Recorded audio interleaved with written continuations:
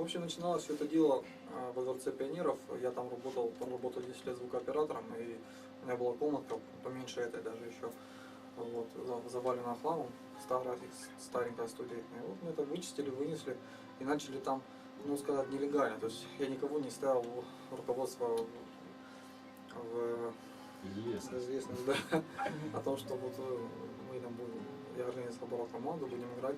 Просто ребята, которыми занимались, ну, которые вошли в первый состав, они все тоже занимались во Дворце пионеров, и у них был доступ, и поэтому кого все я завел в кабинет, но мало кого интересовал.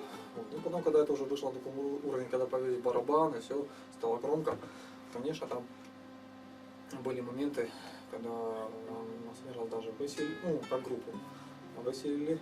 Вот, и мы перешли в дом офицеров на полгода. Вот, там вообще гадюшник полнейший в этом доме офицеров был.